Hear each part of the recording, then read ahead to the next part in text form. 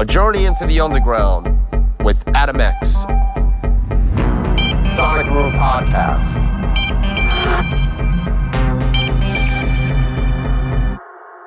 Hi, I'm Adam X, and on today's show, I chat with one of Chicago's finest, Mike Dearborn.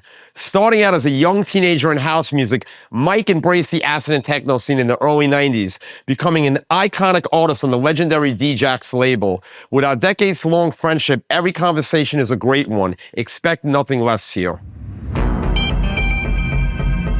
Thanks, Mike, for coming on. It's good to see you. Good to catch up with you.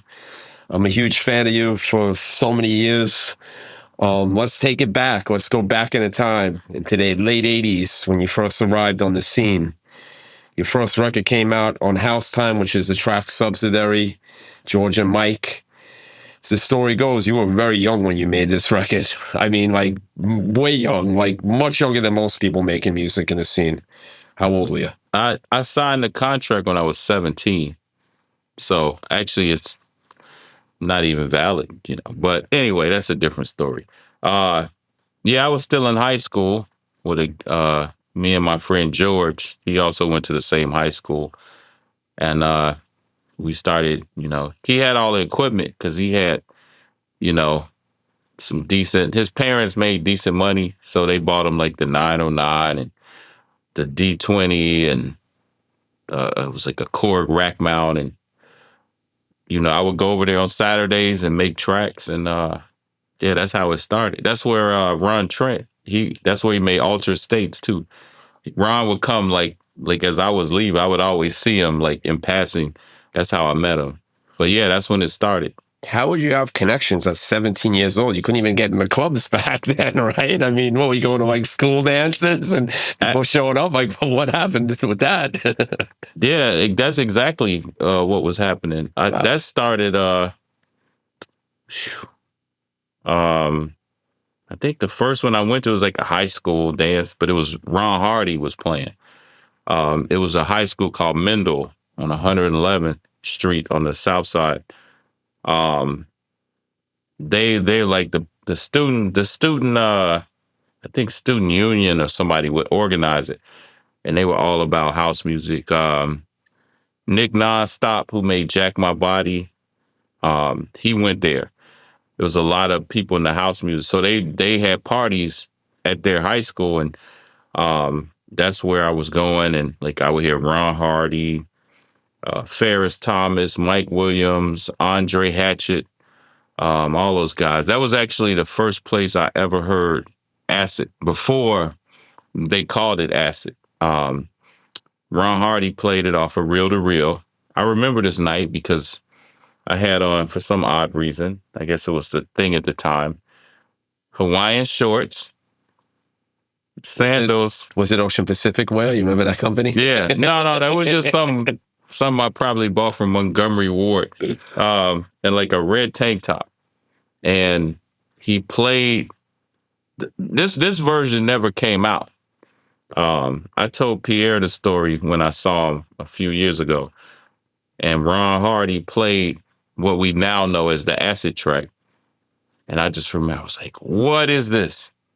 Like, I couldn't handle it. So I took off one of my sandals and I held it in the air and I hopped around on one foot like the whole time. And this version is like, I don't know, 12, 15, 18 minutes. And I was just like, I mean, imagine as a 12-year-old, you hear acid for the first time. And so where were you hearing this at? Because I said high school. At the high school. Were you 12? Okay, so that wouldn't have been elementary school? I mean, not elementary, junior high. I was in 8th grade, but my brother went there. Okay. So since we looked the same, I used his ID to get in. I mean, it was a legit party, you know, but, you know, it was like, I can't even explain it. You know, it was just like, what is this? But it was like so overwhelming.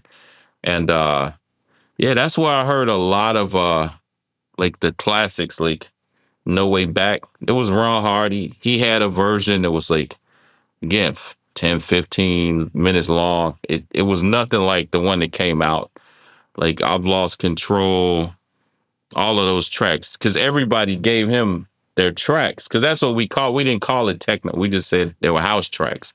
They gave him the tracks, and that's how we got into it. And then the mixes on the radio, like Farley was the first one I heard that was playing unreleased stuff on WBMX. Like he used to play a lot of Gene Hunt stuff that he would play off his reel to reel. What year would you say this is? Like 87, 88? This was probably like I was still in high school, so yeah, 87, 88, 89, something like that.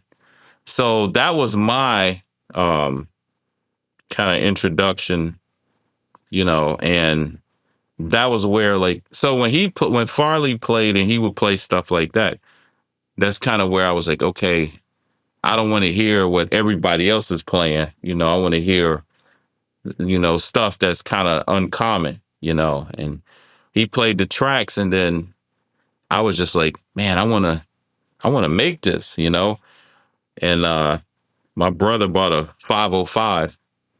And I mean, obviously, with just a 505, you can't do much. But that was like the introduction. You just make little beat patterns or whatever, and that's how it started. And what happened with your brother? He never went on to further his music career after the 505? He still tries to DJ a little bit, but just, not like he's not trying to travel or do clubs or anything. But yeah, that's how it started. You never got him to make music with you or anything, or pushed him to, he's seeing you doing your records and getting all around the world, never thought to actually pursue it a little bit more? Nah, I don't really think he was interested in production. He liked the DJ part, but I don't ever really, like, other than having the drum machine, I don't remember him ever, like, really wanting to, like, make music or anything. And then we also had it was like really cheap turntables. Like it was like a Techniques, like a 1. It was like a straight arm, and the pitch was like a roly-poly pitch. Yeah, I remember these. Yeah. And then the other turntable was like a Gemini that it felt like it was made out of Tupperware. It was so cheap. But that's how a lot of us started, So when you finally get to 1200s, then it's like, oh, okay, I think I'm gonna be all right with this. But that was a struggle. The struggle was real with the roly-poly pitch. So you guys record this Georgia Mike record, and then you go and you meet Larry Sherman? Actually, those that don't know, Ron Hardy signed that record. He was the A&R at Trax then. Oh, wow. Which I didn't know. So imagine, like, it's like my hero. He's standing there. I'm like, oh, shit. How'd you get the records? How'd you get the tracks from the music? We walked in there. And you just walked into Tracks and he's at the desk? I don't remember calling or nothing. I think I just walked in there with my tape. And I was like, shit, Ron Hardy. I was like, yeah, I'm about to take this L. Like, I didn't say L back then, but I was already thinking, like, oh, he won't like this, And we were sitting there, and that was like one of the most nerve-wracking things ever. Like, he's playing the tape while you're there. And you're like, what is he thinking? He's like, oh, I like it, I was like, oh, that was like huge for me, I doubt if he would have played it, but he liked it, and that's how I got signed. And the funny story with that record, my partner at the time, George, he's like, I know a studio we can go record in. I was like, okay. It was like downtown. We get in there and it's like pictures of like Gladys Knight and all these like Stevie Wonder. I'm like, why are we here? Dude, the engineer was like, he's like, oh, it's a little distorted. I'm like, it's kind of supposed to be.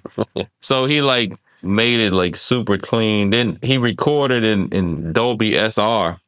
And I took the reel to Larry Sherman. He's like, oh, we can't use Dolby SR. But he's like, oh, I'll take it anyway. That's why the pressing sounds like it's dust on the record. Like, because they couldn't decode the Dolby SR. But he took the reel anyway. And it just, every pressing sounds like it's like dust on the needle. But it's because of the noise reduction that he It's not the grounded up vinyl and the Right. labels in the vinyl. Well, I'm sure that's probably I've been to that warehouse right. before, and I saw piles of Right. records regrind. Right. I mean, this is why those records always had these cut up labels and going over them, and you know, finding a good clean tracks pressing back in the day is kind of hard to find. And when you find one, you're like, oh shit! After like 10 copies, you're like, I got it. You know, that was I'm sure that was part of it too. But yeah. So you did this record, and then you probably took a break for a year or so, and then Sexual Experience came out on Amando's label, and it was Amando's Presents Mike Dearborn, which is I always found this presentation thing, right, to be a little weird because the artist, somebody else is putting their name on your record, right, but you actually recorded the whole record, right?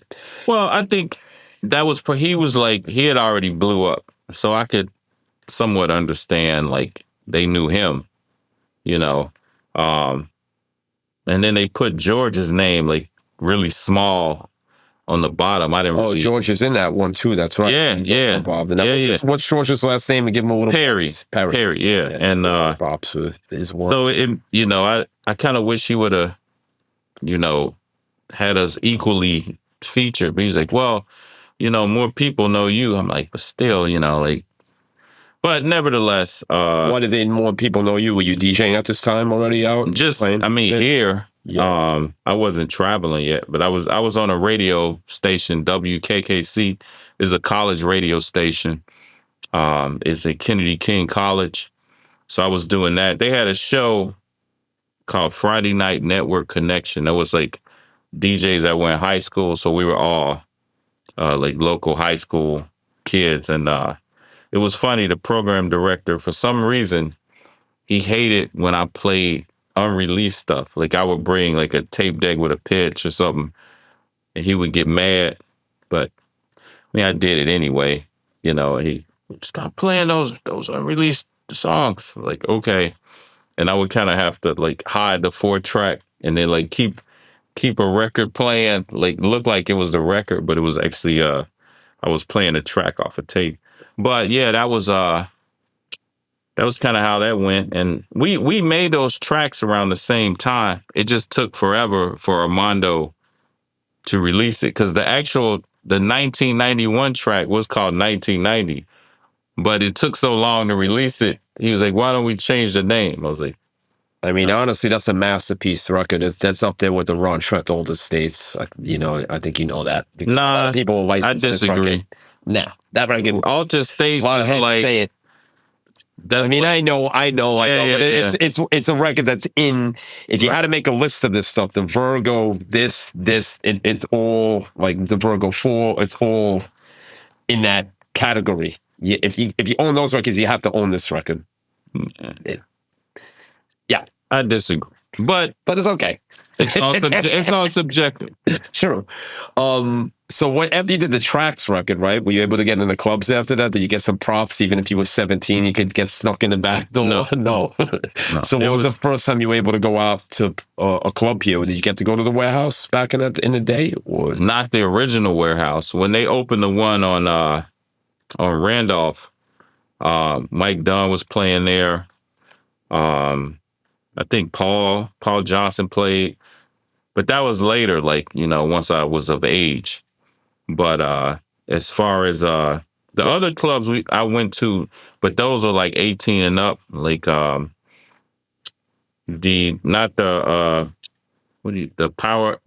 Powerhouse on Michigan Avenue. Then there's one called La Mirage that Farley was playing at. That was when I was in high school.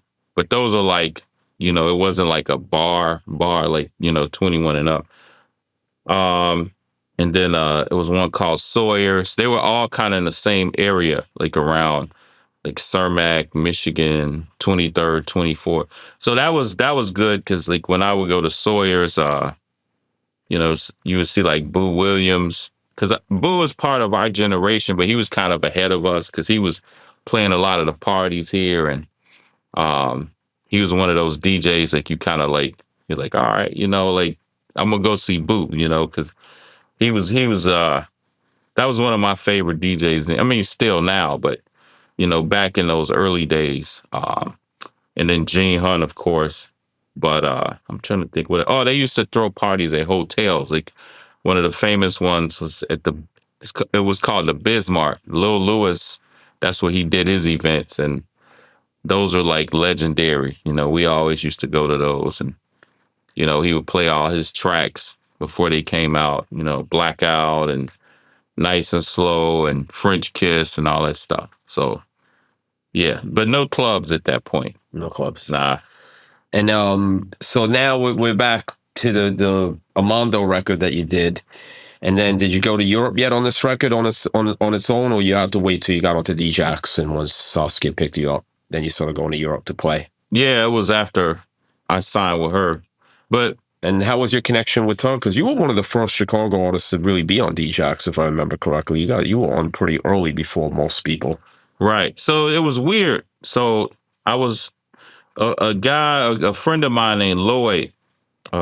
He was on the radio station with me, Lloyd Devastating, and he was in a record pool. So he would get records and he would, you know, like, come check out these records, whatever. And then one day I went to his house, his apartment, you know, and he had that Terrace record on DJ Straight Trippin'. And I was listening to it, and it was one track. It was just like it was either 808 or a 606, like with a lot of effects. And I was like, damn, like this sound like it's a great record. This sound like us, you know. And then like the other track was like more on the Detroit tip.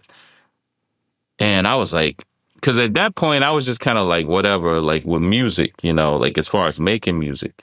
So I was like, oh, it's a label that's putting stuff out like this.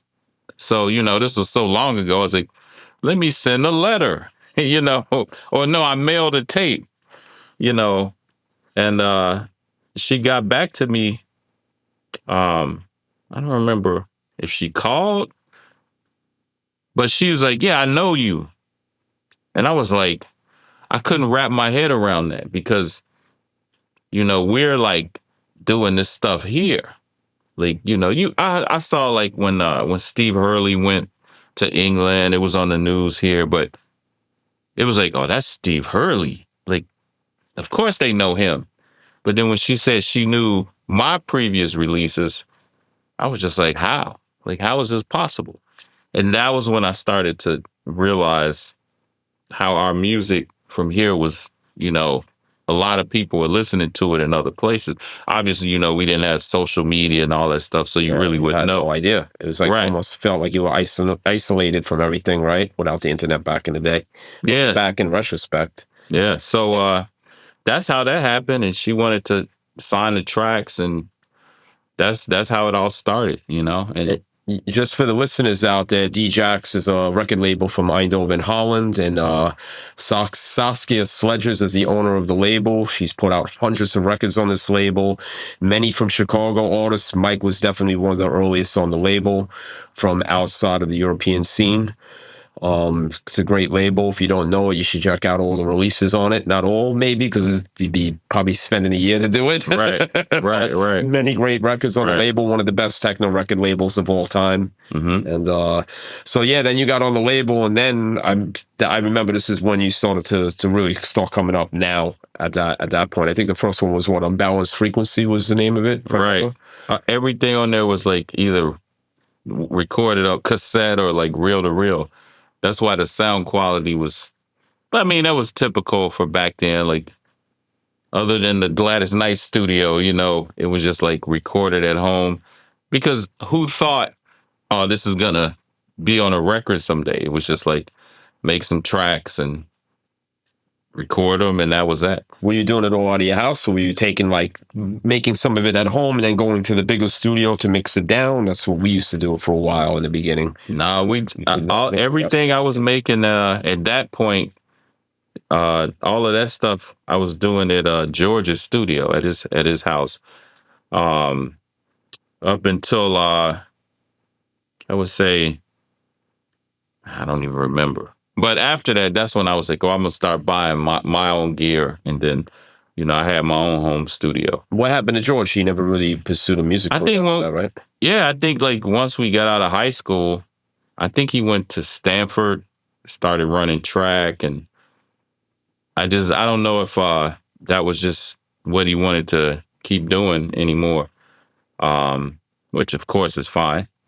But I mean, that was he made some nice tracks. I always thought he was really gonna blow up because he was I don't know how to put it. Talented. That's that. Keep it simple. He was very talented, and I liked a lot of the stuff he made, even that never got released.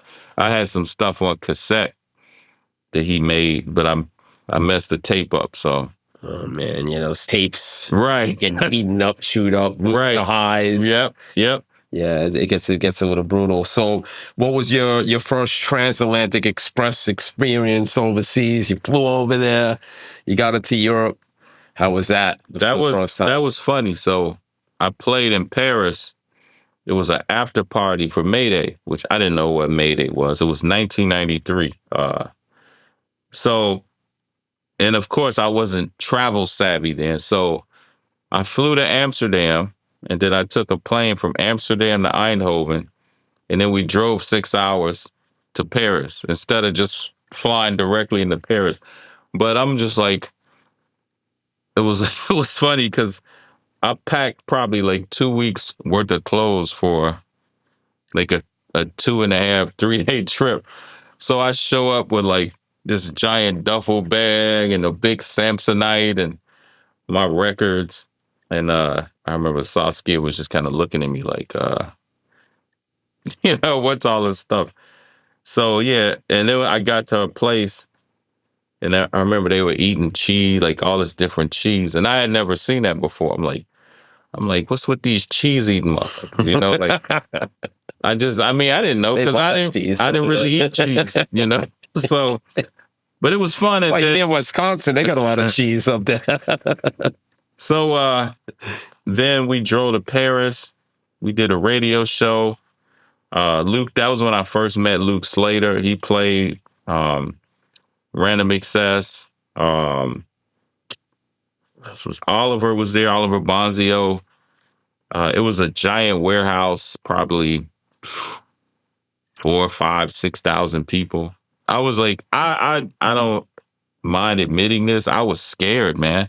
Like when I picked up the needle, my hand was shaking. I could barely put it down because I never saw this before. Like, and then like Damon Wild was there. He was playing hardcore, and I was like, what's this? But it was funny when I got there. I was like, can I play early? And they was like, no, we got you a primetime slot. I'm like, oh, fuck, but it was an experience. I would say my set was decent.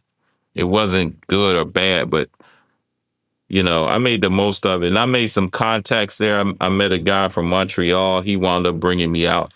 And, back then, that's how it worked. People would be at a party. They would hear you play. And like, oh, I want to book this guy. It wasn't like now, like, oh, you don't have 20,000, 100,000 followers. So that's how, that worked. And then, I was played in Montreal quite a few times. But anyway, the first gig, that was fun. That was also the first time I saw a bidet. And I was like, what's this little sink? And I turned it on and the water went up. And I was like, I'm confused. And then it was explained to me later. I was like, oh. Did you think it was a drinking fountain? No, thank God, no. I was like, who installed the faucet upside down? Yeah, that was funny. So it was 93. I guess we kind of must have met around that time. I must know you since around then. I mean, because by 94, when I had Dave Clark over to play for Kurt, remember at the racetrack when you showed up? You were there for that? Yeah, of course I was. I played that. But Woody, you came just to hang out. And I specifically remember because Dave was all freaked out. He was like, it was so white. Yeah, he told me that. He was like freaking out. And when you showed up, it was like a load of relief came down over him, right? He was like, oh. He was like, well, at least he'll go before me. Yeah, exactly. That was 94. So we already knew each other pretty, we've already probably played a few times together at that point. So I think I must have already known you by 93. We must have already met. I think it might have been after that. Wasn't it through when I came out there for the Park Rave Madness guys? Because I bought you out, I was the one that was bringing you out for those parties. I was the booker for them. Okay. In the beginning, anyway, I booked almost everybody. I bought everybody out for them. I schooled them on a lot of the artists and people like Electric Indigo, and Alan, T1000. I was bringing everybody in. I booked Robert Hood. I had Skull come. And then later they started to do the really big ones where they were booking people. I think I also bought Joe for the Madison Square Garden one.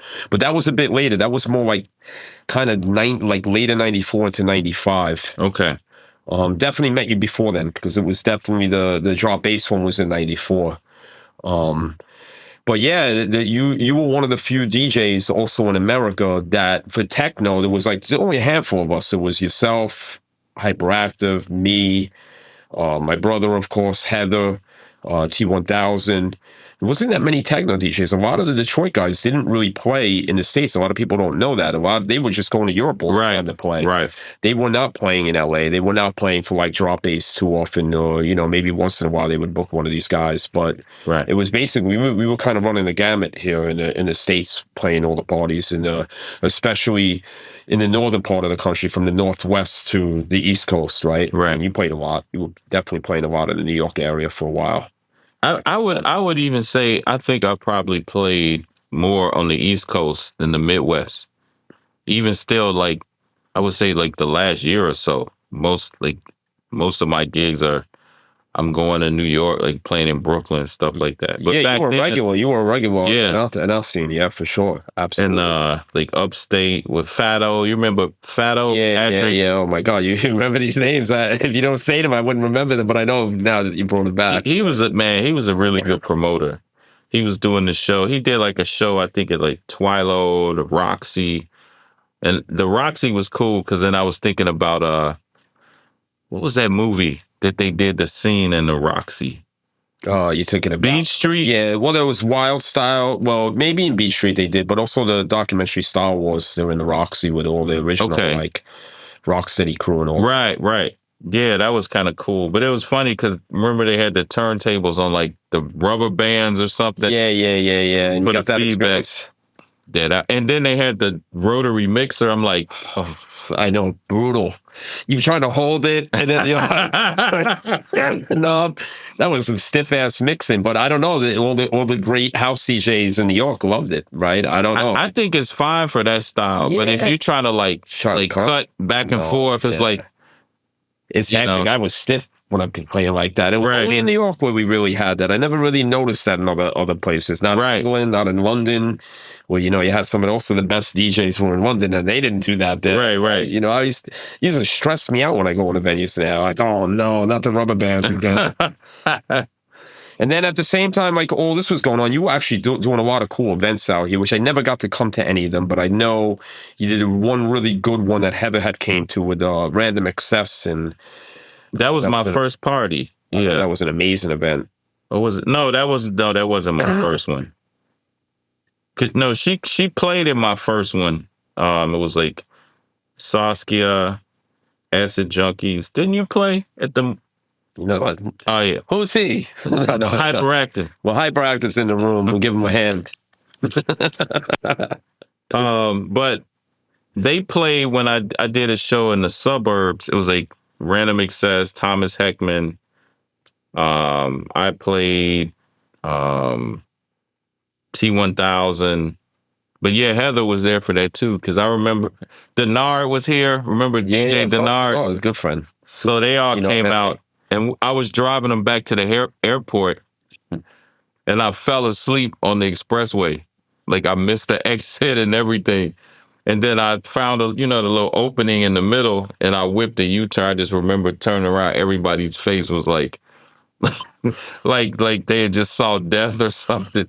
But I was like, well, I can't make them miss their flight, so I just decided to risk all of our lives, But yeah, the party thing was fun.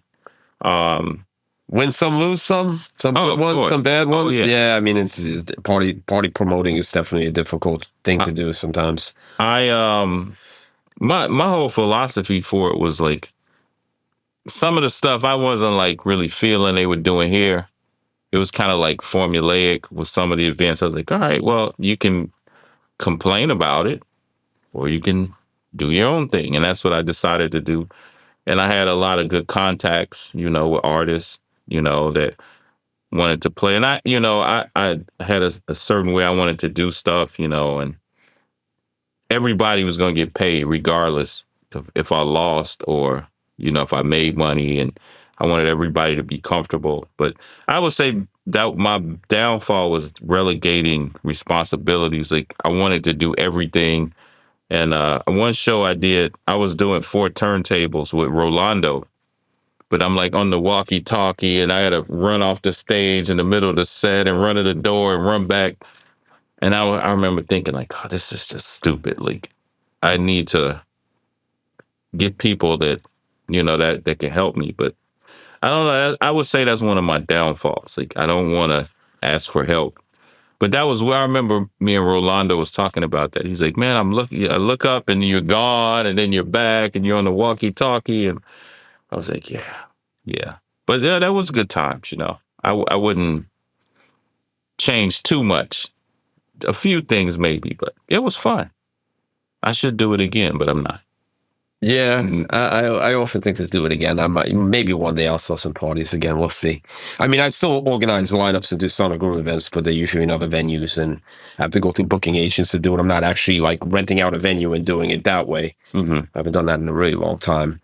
And then around when did you start the label up, Majesty? You started that up around 96, right? If I remember correctly. Yeah, Yellow label one, right? Yeah, Possessed. Yeah, that's a good record. And that was it was funny because I said, I'm gonna change my artist name to Michael Dearborn.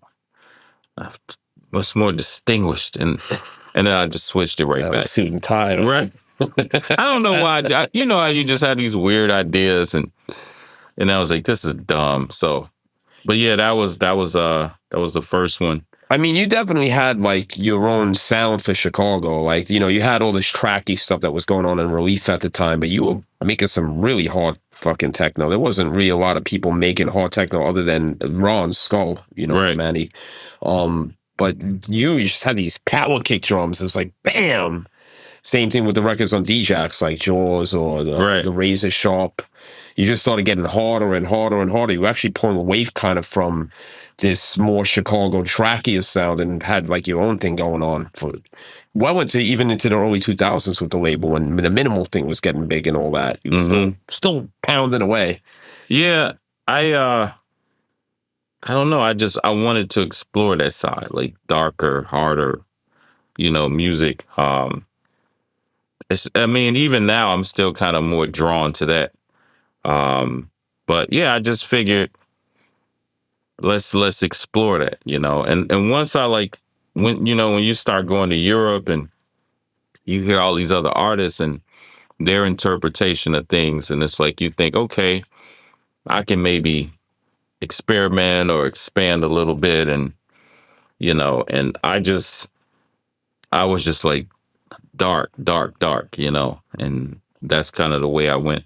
But you also like a lot of like kind of alternative music and stuff. I'm not sure exactly what, but I know you're into like band stuff, right? Like more like darker rock kind of sounds, right? Am I right? Yeah. When I always liked rock, but like when I got older, I think, who was it I heard first? I think it was like Black Flag or something. And I was like, oh, what's this? And I realized it was like decades old. And so I started exploring that whole era of music, and you know, it was like Bad Brains and the Misfits, and so I just kept going and going and going. And I actually have a pretty decent like punk vinyl collection from like late 70s, early 80s. You like all that New York City hardcore stuff, obviously, like Agnostic Front and all this stuff. One of my favorite albums is MDC, Million of Dead Cops. Imagine that. But that is a great album, man. It's like the whole album is like, it's no fillers. It's just, I was like, damn, this is good, you know. But I mean, I can't play guitar or any drums, so I'll never be in a band. But no, you live in Chicago. Were you into all the wax track stuff that was going on? You know what? I missed that. that was the thing, like going in the house scene and stuff, like I missed a lot of stuff. That's how I missed all the punk and the metal. Like the first time I heard Slayer was like, I want to say 4, 5, 6 years ago. Okay. And I was like, what is this? And they're like, dude. And I was like, oh, okay. I missed that one. But the punk stuff goes way back with you, if I remember right. Not like way back, but it's got to be over 20 years that you've been into that stuff. I thought you definitely. Nah, that was like it wasn't that long ago. Okay. I mean, I knew like some general stuff, like what's now I can't remember their name. The Clash, like, you know, I knew stuff like that. And yeah, of course. But like, that crossover even to the disco in the house. Right, like, take that car out of that. Right. Yeah. Stop. Yep. But then it was later on that I started getting into, you know, some of the more obscure stuff, like another band like DRI. I think they're from Wisconsin, I think, or the label was. But the little 45s, you know, Dead Kennedys and, you know, stuff like that. So when I travel, especially in Europe, I find a lot of stores with like used records like that over there. And I wind up sometimes spending more on that than I do like house or techno or acid, which is fine, you know, I guess. So did you ever circle back to this wax tracks thing? I always push the industrial thing. I love that stuff. I miss that, you know, like totally. And one of my good friends, Steve Stoll, I know he was working with that label and he was in a band and we used to talk about it, but I missed that whole thing. Yeah, he was in System Machine Gun. Right. Yeah, so I kind of missed that whole thing. Never went back to check it out to see what you missed? I probably should. Yeah, it's some amazing stuff. Yeah. You dig it coming from your background and it's just all the techno that you made. So when you entered into the Outs decade and the minimal thing got really big and then you were still pounding away, but then you just kind of faded out for a bit. So what happened now? Just got tired of what was going on? That's a good question. I know there was a time like, it was like my dad had passed and some other stuff. And I was just kind of like, man, you know, life is life. And it wasn't really a priority. You know, it's like, I'm going to sell my equipment. I don't care. But then, you know, it's like you always kind of come back to the music, you know. You go through certain things and you just like, it'll kill your creative juices, you know. And like when my dad passed away, you know, that was like, it was messed up, you know. It you know, you go through it and then you kind of like deny it, you know, and then eventually you got to deal with it. So that was like a big part of it. And, you know, just kind of like you get a little discouraged by what you see and you're like, oh, forget it. But then I want to say it was like 2000, I don't remember when it was. Like towards the middle, maybe 12 or something. Yeah, you sort of just come back a little bit. Yeah, because me and Cisco, you know, the Advent, you know, because he played at my events. So we always stayed in touch, you know, and he would tell me about like this club and that club and this event. And he was always encouraging me like, man, you need to like. Cisco's the best, by the way. Yeah. Like get back into it. And I was just like, Then he put me on with the agencies with Manuela, who she's celebrating her 20 years with her agency. He put me on with her. And then that's when I started, you know, traveling again and stuff like that, which, you know, I appreciate them both for that, you know, because once you start again, you're like, oh, I still enjoy this, you know. But at that stage of life is different. It's like, I'm going to do what I want to do. You know, I'm not going to just take something just for the sake of doing it.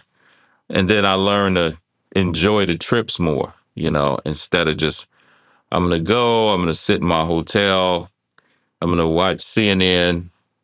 I'm going to go to my gig and go home, you know. So I started going more like to museums and, you know, stuff like that. what normal people do, you know. So yeah, that's kind of how I got back into it, and I'm glad I did, you know. Because it was a good time to come back into it too, because I think like to step out in the house decade for the level of intensity of techno was probably not a bad thing to do at that time. It was a very difficult time if you were playing harder edge music. There wasn't so much work.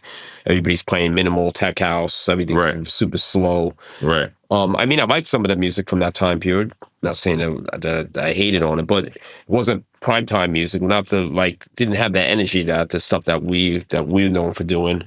Right. But then when the teen decade started up, this was a really good era to come back. It was a really, really good period. A lot of fresh new sounds coming out of the music, and but now then the pandemic happened, and then the things went crazy again, and now it's some crazy music being played. Not really my thing. A lot of it. I'm not gonna knock what people listen to, but kind of miss that era. I liked a little bit slower, a little bit harder.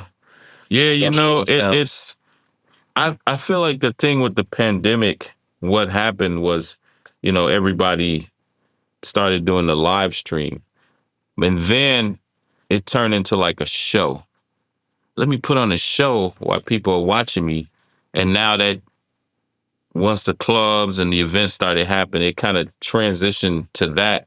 And now it's like It becomes more about the performance. I always say showmanship. Performer versus DJ, right? Yeah, and the thing, I mean, if that's what you do, that's what you do. Like, because I don't expect everybody to be the same. But I think that's what made our scene different. We weren't trying to be like pop stars, or even, we like rock, but we weren't trying to be rock stars. You know what I mean? And I felt like it turned into that, and it's like a performance, and you know, some stuff, like I'll see like the videos online and I just try to keep going because I don't want to, but I know what I'm thinking, and I just like, yeah, let me just keep going, because I just miss the fact, because I always like to go out to listen to people play that were making really good music. If somebody was making music that I really, really liked and I saw that they were DJing somewhere, I would want to go check them out because I like what they were doing. And I find in the era now that there's not a lot of the people that are actually DJing out actually even make music, or have, maybe they are, but it's not music I like. There's just, it used to really have to make a lot of records, or you had to have big records to get the gigs. You either were having a mass output of music that was quite good, didn't have to necessarily be great, or you had to have that big record that everybody was booking you on something. Right. And now you don't have to really do any of that to get gigs. You just, you know, if you have that social media presence, you're getting the work. If you do the live stream, and, you know, there's a lot of pay for play people doing shit, and companies, I feel like there's a lot of people investing in these people, and they'll pay for their social media likes or whatever. And it's all over the place now, but it's also super saturated because, you know, when you got a DJ on turntables back in the day, it would take, you know, years to really master that. It's not an easy, those things are not easy to just go on and start playing and learning in 2 months, you know, it takes a lot of work. And now it's very easy to DJ, which means more DJs are out there. It's just, you know, I feel like sometimes everybody at the party is a DJ. You know, the people that are coming to listen, they're all DJing at home now. I mean, I think, you know, it's like that because it's just got to buy the equipment, and it's probably fun for people and the hobbyists, and some of them become more than a hobbyist after it, right? Yeah. It is what it is, you know. Yeah, you know, I just kind of look at it like there's always waves. And I mean, I've been through a bunch of them. I'm still here, you know, like I don't even like, somebody asked me, don't you like miss traveling all the time? I was like, no, I don't want to be in an airport every week, you know, every now and again, it's fine with me. But it just feel like some of the things that our whole scene wasn't about is now about that. And they're like, oh, you're a hater. That's the word everybody wants to use now. I get old men yelling at the clouds. I'm trying to keep the scene pure from what it, you know, keeping it underground. That's my thing, you know. It's just like with hip hop, you know, like if you don't like some of the newer stuff, they call you a hater. It's like, no, I just have a preference, you know, and the same here. And I don't like all the theatrics. I'm never gonna do that. It's just not me. If somebody wants to do that, that's cool. You do it. But I'm not doing it. So, I'm just going to present music, nothing else. I'm not going to dance a jig or start tap dancing. I'm just not doing it. When I play, I mean, there is a bit more free time when you're DJing with the CDJs. It's like flipping for the records. You're really quick with the next selection. You got the little time to jack. You know what I mean. What I'm talking about. We're not doing jazzercise or. I just think I don't know. For me personally, I just see as running a record label. There's a lot of people that send me music. I'm friends with people that have a lesser name in the scene who make really amazing music, and then you put their stuff out and no one's really paying attention because they're not getting booked. They don't get booked to play out, and then they just fall off and they don't make music anymore. They go get a day job. They don't pursue their dreams of making music, and it's just I feel bad for those people more or less. That there's so many talented people that are really not getting to be heard these days. Like if you were talented back in the day and you kept pushing it, you were going to get the work. You were getting the gigs. Most people that pushed their music out there would play, and we would all know who they were.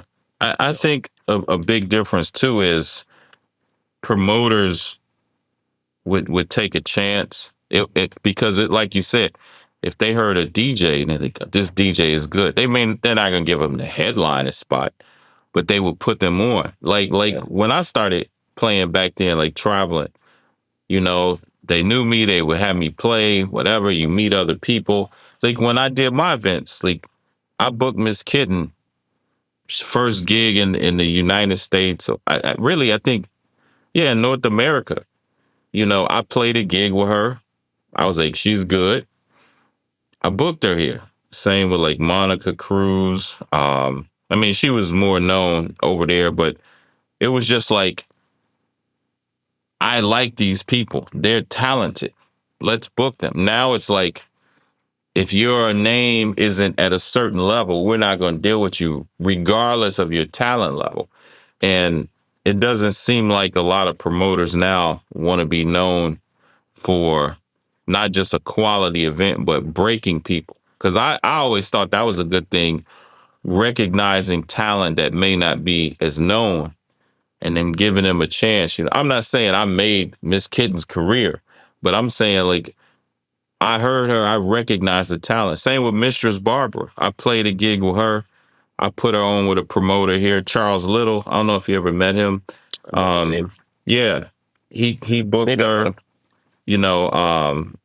so I feel like that's missing too, because you can have your big names, your draw, but there's somebody somewhere that has a skill set that is probably close to impeccable, but they're getting ignored because, they don't have the followers or whatever the case, and instead, I'm kind of missed that part of it. And that was one of the things, I always thought about if I started organizing events, to try and do that, or even not necessarily people who don't even have a name, but they may play like a lot in Europe or something, but they don't play here.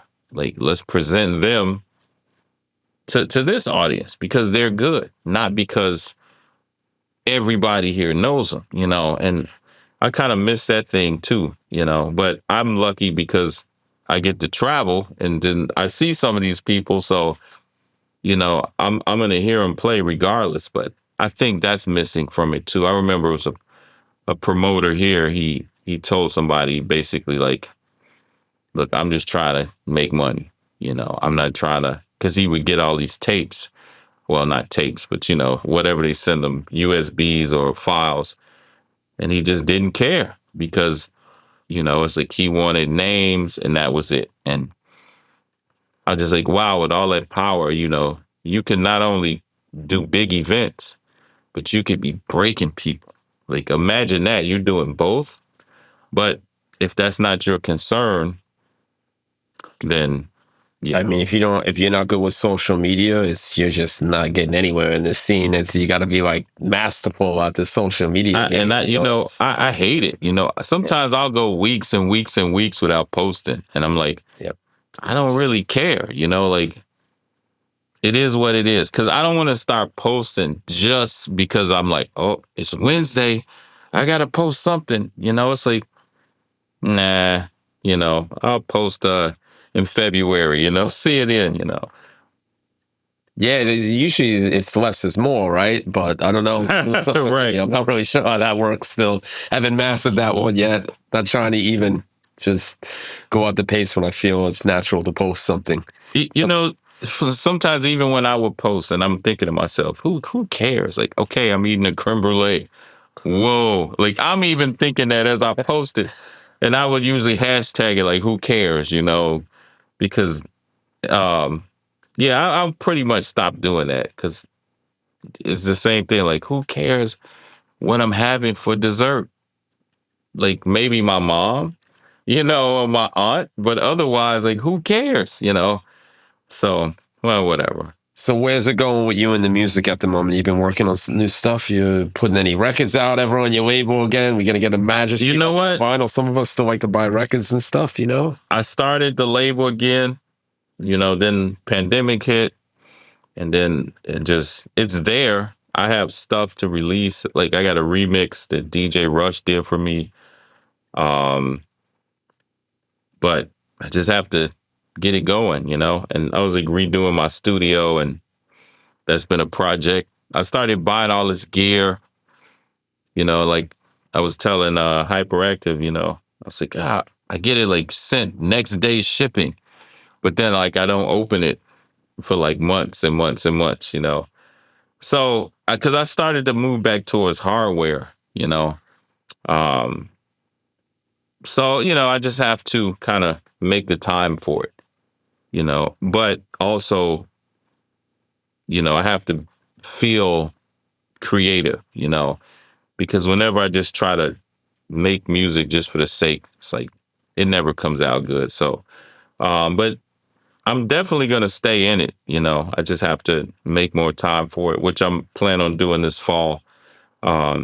Just focusing more on that. And, can you believe this music has lasted so many years? I mean, you're already doing this over 35 years now. It's crazy, right? Yeah. Who would have thought, but I think it has staying power, especially because, like I said, you have some things that, it's like waves, and this is hot here, this is hot here. But like underground stuff has been here and is staying here, and sometimes they want us more, sometimes they want us less. But, but I'm glad to still be involved,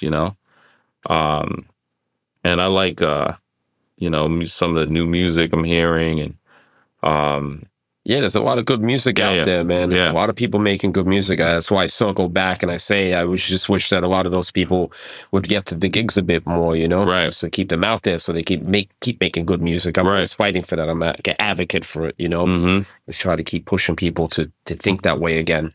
And I even tell people, like, because, like a lot of times people are like, I want a promo.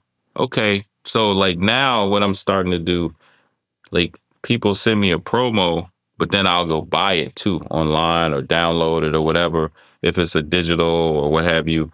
Because you gotta, support is more than just telling somebody, I like your track. Like, buy it. Especially, like I said, if they're selling them like digitally, it's not that much, Skip your Starbucks one day, get a few tracks. I think it's important to support the artist too, like buy their music, So yeah, I've been buying a lot of records again. Yeah, it's good energy. Yes. I hope it comes back this way, right? That's all you can do. Thanks, Mike, for coming on. It's a pleasure to see you always. And yeah. Can try to hang out sometime soon again. Yes. Thank you all for watching, listening. Peace. Sonic Room Podcast.